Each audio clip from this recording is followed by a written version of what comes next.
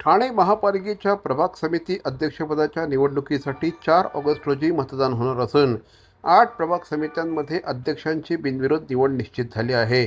विरोधात अर्ज न आल्याने नौपाडा, कोपरी, वागळे, रायलादेवी, लोकमान्यनगर, सावरकरनगर, कळवा, दिवा, माजीवाडा, मानपाडा आणि वर्तकनगर या 7 प्रभाग समित्यांवर शिवसेनेचे उमेदवार बिनविरोध निवडून आले आहेत.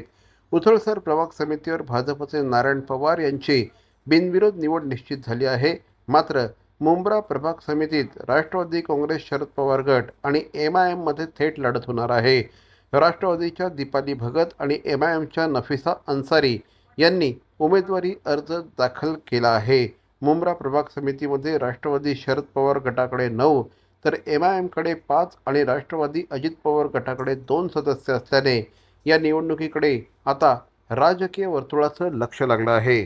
मला वाटतं बऱ्याच दिवसापासून सर्व समित्या कधी होणार याची उत्सुकता सर्वांमध्येच होती आणि आज सर्वप्रथम मला वाटतं माननीय महाराष्ट्राचे उपमुख्यमंत्री एकनाथजी शिंदे साहेब यांच्या मार्गदर्शनाखाली खरं तर आज सर्व प्रभाग समिती सभापती आज त्यांचे फॉर्म भरले गेले आहेत आणि येत्या 4 तारखेला बिनविरोध मला वाटतं हे सर्व सभापती होतील.